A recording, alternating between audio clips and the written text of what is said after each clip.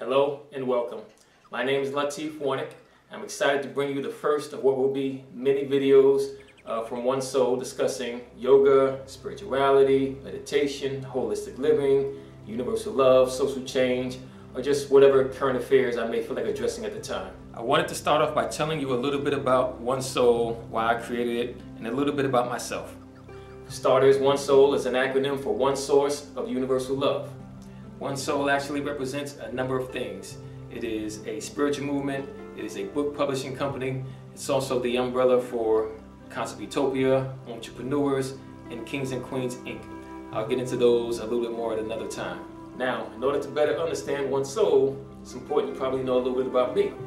I'm a military veteran, a certified life coach, a licensed financial advisor, a yogi, speaker, a member of Alpha Phi Alpha Fraternity Incorporated, and a graduate of Savannah State University and Armstrong State University.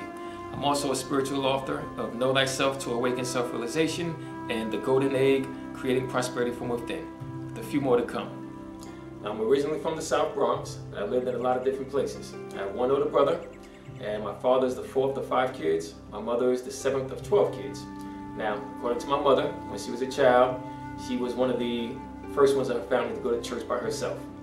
After doing this for a while, her father came to her.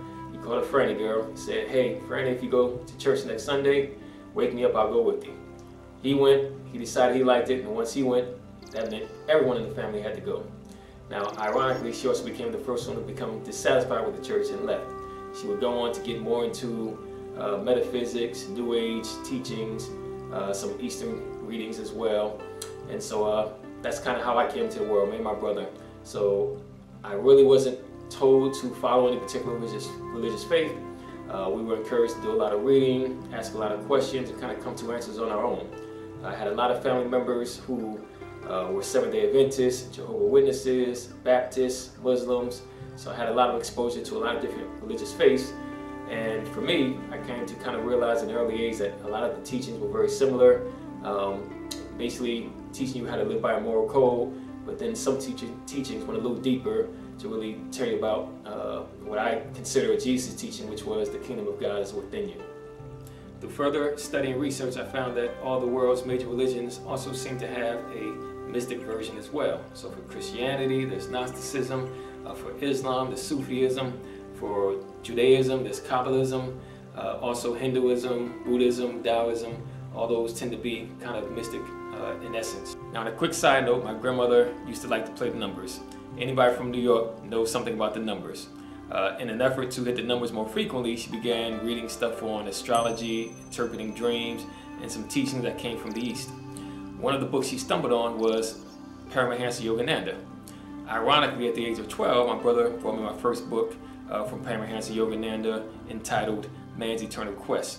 So I began reading that book very feverishly, just really digesting, absorbing everything in it. That led me to reading other teachings from Swami Vivekananda, Sri Yukteswar, and a lot of the more teachings from the East, the Vedas, Buddhism, so on and so forth. So I felt that kind of tied in with a lot of the traditionally Western teachings of Christianity and so forth. And for me, that kind of led me, or at least started me on my spiritual journey. I began to really absorb and read as many books of this nature that I can get my hands on. I didn't want to just really read it intellectually. I wanted to absorb it and practice the teachings that were in there, from meditating to breathing exercises, pranayama, and just really eating properly and living properly. Now, fast forward to 1999. After 10 years of serving the Navy, I decided to get out and go back to New York to try and chase my ambitions of becoming an independent record label owner. Did relatively well with that, but in the meantime, I was also working in the investment industry in New York City. One of my bosses took a liking to me. She took me up under her wing, exposed me to a lot of the big wigs in the company, and actually got me an interview down at the World Trade Center. I did the interview, went well, but I actually didn't hang around long enough to find out if I ever got the job or not. I actually decided to relocate to Atlanta, Georgia. The reasons behind that, I'll tell that story at another time. But as we know, about 7 months after I left, 9/11 happened. I kind of look back and think to myself, I could have been in that building along with those other people that day. Now, as tragic as that day was, to me, the aftermath was just as bad. we had a lot of division, divisiveness, not just within our own country, but kind of around the world. You know, Christian versus Muslim, East versus West, just the same ongoing story. But a lot of my friends and colleagues, for the first time, heard them express some ideas and sentiments that really made me cringe. And I guess a lot of them thought I shared their sentiment, maybe because I was a veteran or because they assumed I was a religious person. But for me, again, feeling like a lot of the religions around the world have in essence the same teaching, I saw the correlations.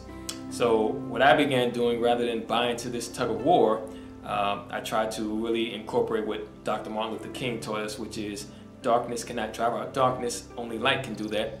Hate cannot drive out hate, only love can do that. So I began writing down my ideas of what I had learned over the years of self-study, and those thoughts and ideas actually evolved into a book, my first book, again, which was Know Thyself to Awaken Self-Realization. But I want to do a little bit more than just write a book. I want to create my own imprint. That's what kind of gave birth to One Soul. Again, One Soul for me was an acronym for One Source of Universal Love. I wanted to do something to kind of bring people together. And I feel like in spite of our differences in religion or faith or race, if we all can focus on a commonality of love and humanity, then we can kind of overcome those differences and learn to work together as one. As I started with, this is just the first in a series of what will be many more videos. I invite everyone watching this video to join us at One Soul. Follow us on YouTube, follow us on Facebook, Twitter.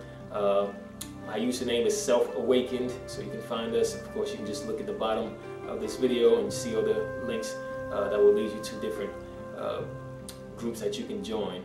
So, One Soul is essentially a social network, a spiritual movement, all in the name of love. Until next time, many rivers, one ocean. Many branches, one tree. Many paths, one destination. Many stories, one truth. We are one. Blessings and namaste.